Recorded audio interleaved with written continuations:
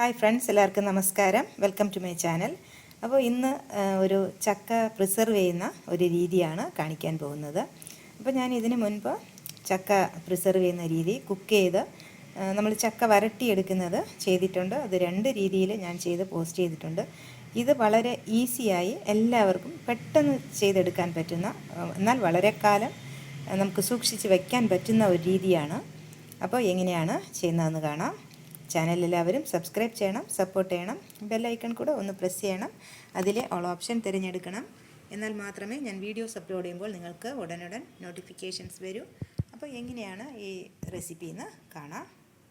അപ്പോൾ നമ്മൾ ചക്ക വരട്ടി ഒരു വർഷത്തേക്കൊക്കെ സൂക്ഷിക്കാറുണ്ട്. നമുക്ക് കുറച്ച് ജോലിയുണ്ട്. ചക്ക വരട്ടി എടുക്കുന്നതിന് നമുക്ക് കുറച്ച് ജോലിയുണ്ട്. പക്ഷേ ഇത് വളരെ ഈസിയായി ചെയ്യാൻ പറ്റും. ആർക്ക് വേണമെങ്കിലും പെട്ടെന്ന് ചെയ്തെടുക്കാം.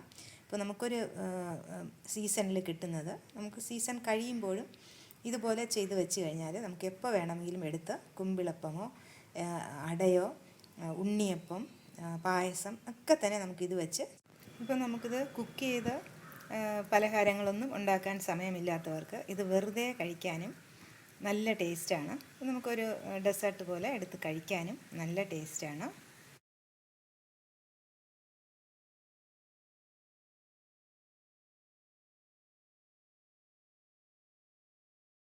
അപ്പോൾ ഇന്ന് നമ്മൾ ചക്ക നമുക്ക് എങ്ങനെയാണ് കുറേ കാലത്തേക്ക് പ്രിസർവ് ചെയ്ത് വയ്ക്കാം എന്നുള്ള ഒരു വീഡിയോ ആണ്.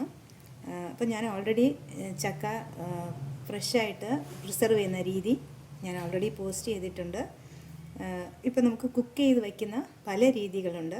ഇത് ഈസിയസ്റ്റ് മെത്തേഡാണ് ഇത്. ഇപ്പോൾ നമ്മൾ ചക്ക വരട്ടി വയ്ക്കുന്നത് നമുക്ക് അത് കുറേ കാലത്തേക്ക് സൂക്ഷിക്കാൻ പറ്റും. അത് നമ്മൾ ചെയ്യുന്ന രീതി ഞാൻ ഓൾറെഡി പോസ്റ്റ് ചെയ്തിട്ടുണ്ട്. അത് ചക്ക വരട്ടി വയ്ക്കുന്നത്. ഇത് അങ്ങനെയല്ല.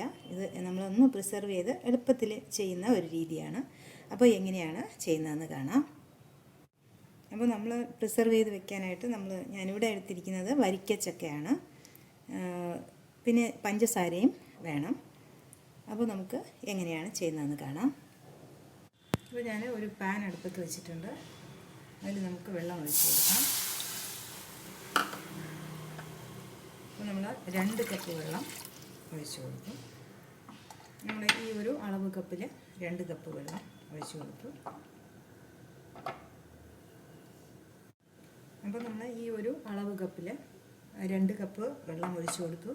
ഇനി ഞാൻ ഈ അളവ് കപ്പിൽ 1.5 കപ്പ് പഞ്ചസാര അത് നമുക്ക് ചേർത്ത് കൊടുക്കാം.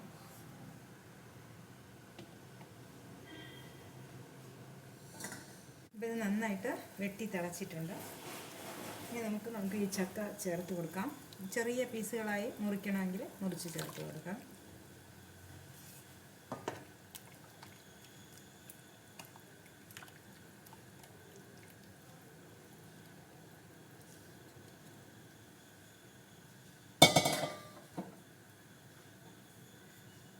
ഇതിപ്പോൾ നന്നായിട്ട് തിളച്ചിട്ടുണ്ട്.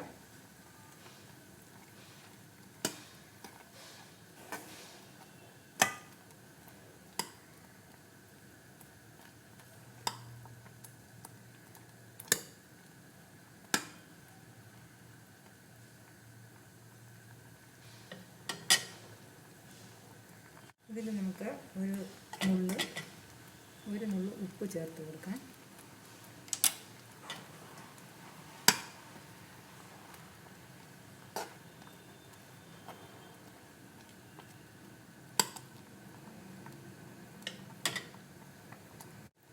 ഇനി നമുക്കിതിൽ ഈ ഏലക്കായ കൂടെ ചേർത്ത് കൊടുക്കാം.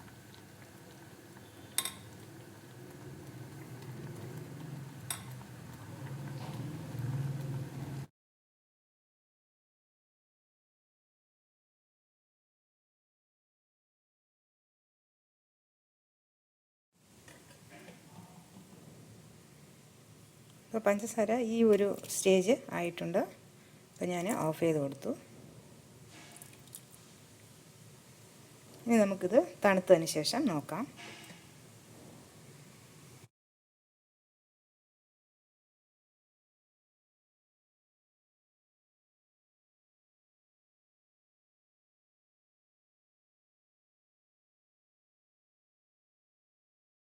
അപ്പോൾ ഞാനിവിടെ ഒരു ഡ്രൈ ആയിട്ടുള്ള ബോട്ടിലിൽ എടുത്തു വെച്ചു. ഷുഗർ സിറപ്പിൽ മുങ്ങിക്കിടക്കത്തക്കവണ്ണം ഇട്ട് വയ്ക്കണം. ഇത് ഞാൻ ഫ്രിഡ്ജിലാണ് സൂക്ഷിക്കാൻ പോകുന്നത്.